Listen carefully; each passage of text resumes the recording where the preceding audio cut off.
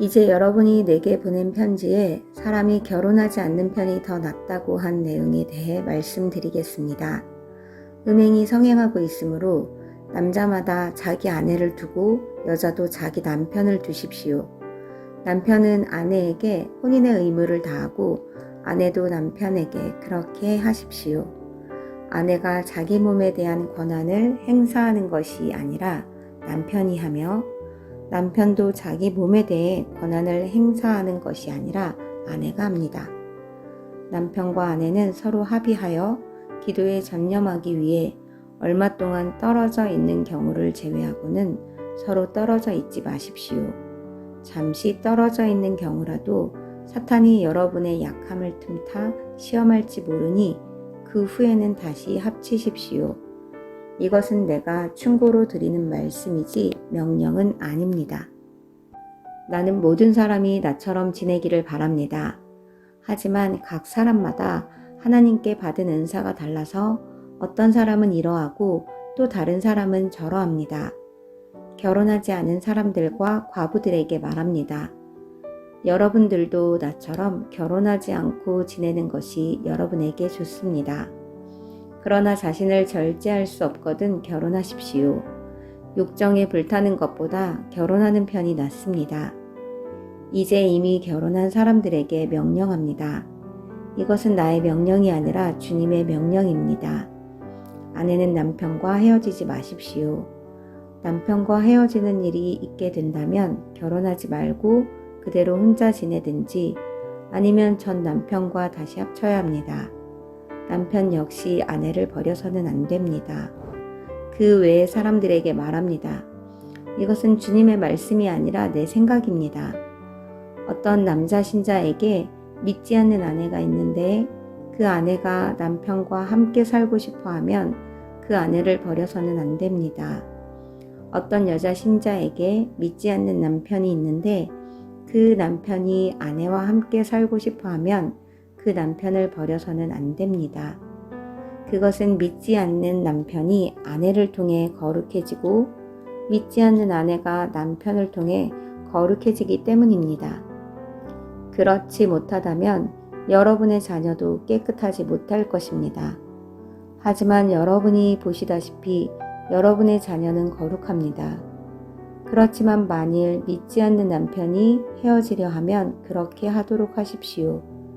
믿는 남자나 여자나 그런 상황에서는 상대방에게 얽매일 필요가 없습니다. 하나님께서는 우리를 평화롭게 살게 하려고 부르셨습니다. 아내된 사람이여, 그대가 남편을 구원할지 어떻게 알겠습니까? 남편된 사람이여, 그대가 아내를 구원할지 어떻게 알겠습니까?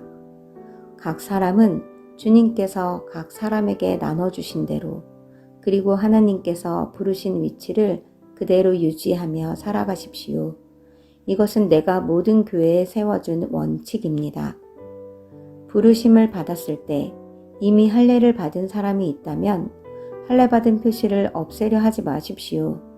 그러나 부르심을 받았을 때 할례를 받지 않은 사람이 있다면 할례를 받으려 하지 마십시오. 할례를 받았느냐 받지 않았느냐 하는 것은 아무것도 아닙니다. 하나님의 계명들을 지키는 것이 중요합니다. 각 사람은 하나님께서 그를 부르셨을 때의 상태 그대로 살아가십시오. 노예였을 때 부름을 받았습니까? 그것 때문에 마음 상해하지 마십시오. 그러나 혹시 자유를 얻을 기회가 생기면 그 기회를 활용하십시오.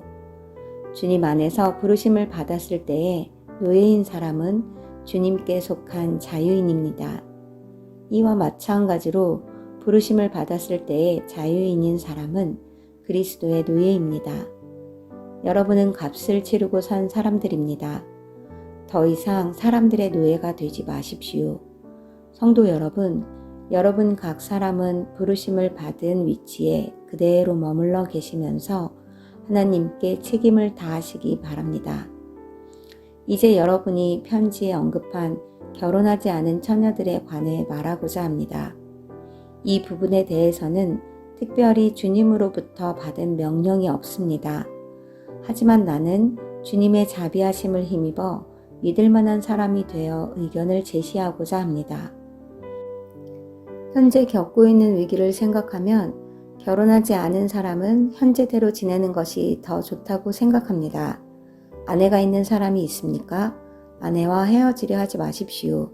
아내와 헤어졌습니까? 아내를 구하려고 하지 마십시오. 그러나 여러분이 결혼한다고 해도 죄를 짓는 것은 아닙니다. 처녀가 결혼한다고 해도 죄를 짓는 것은 아닙니다. 다만 결혼한 뒤에는 이 세상에서 겪는 환난을 맞이하게 될 것입니다. 나는 여러분을 아껴서 이런 말을 하였습니다. 성도 여러분, 내가 하고자 하는 말은 이렇습니다. 시간이 얼마 남지 않았습니다. 지금부터는 아내가 있는 사람들은 아내가 없는 사람처럼 사십시오. 우는 사람은 울지 않는 사람처럼, 기쁨에 넘친 사람은 기쁘지 않은 사람처럼, 물건을 사는 사람은 자기가 산 것을 가지고 있지 않은 사람처럼 사십시오. 세상 물건을 쓰는 사람은 그것들의 마음이 빼앗기지 않은 사람처럼 사십시오. 그것은 이 세상의 현재 모습이 지나가고 있기 때문입니다. 나는 여러분이 마음 쓰는 것 없이 살기를 바랍니다. 결혼하지 않은 남자는 어떻게 하면 주님을 기쁘시게 할까 하고 주님의 일에 마음을 씁니다. 그러나 결혼한 남자는 어떻게 하면 아내를 기쁘게 해줄까 하며 세상 일에 마음을 쓰게 됩니다. 결혼한 남자의 마음은 이렇게 나뉘어집니다. 결혼하지 않은 여자나 처녀는 자기의 몸이나 영혼을 주님께 거룩하게 드리기 위해 주님의 일에 마음을 쓰지만 결혼한 여자는 어떻게 하면 남편을 기쁘게 할 수 있을까 생각하며 세상 일에 마음을 씁니다. 여러분 자신의 유익을 위해서 내가 이런 말을 하는 것이지 여러분을 속박하려고 그러는 것이 아닙니다. 나는 여러분이 나뉘지 않은 마음으로 자신을 주님께 드려 바르게 생활하기를 바랄 뿐입니다.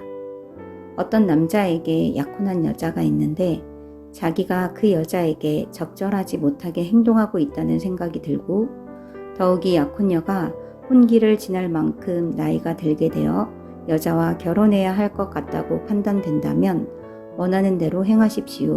죄 짓는 것이 아닙니다. 두 사람은 결혼하는 것이 좋습니다. 그러나 자기 마음에 결혼하지 않기로 굳게 결심을 하고 또 반드시 결혼을 해야 되는 것도 아니고 자신이 욕정을 억제할 능력이 있어서 약혼한 처녀와 결혼하지 않기로 결심을 했다면 그것도 잘하는 것입니다. 그러므로 자기가 약혼한 처녀와 결혼을 하는 것도 잘하는 것이지만 결혼하지 않는 것은 더 잘하는 것입니다. 여자는 남편이 살아있는 동안에는 남편에게 매인 몸입니다.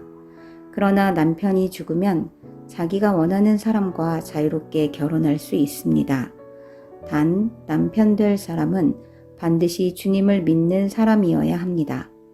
이것은 내 판단입니다만 그런 여자는 재혼하지 않고 혼자 지내는 것이 더 행복할 것 같습니다. 나에게도 하나님의 성령이 있다고 생각합니다.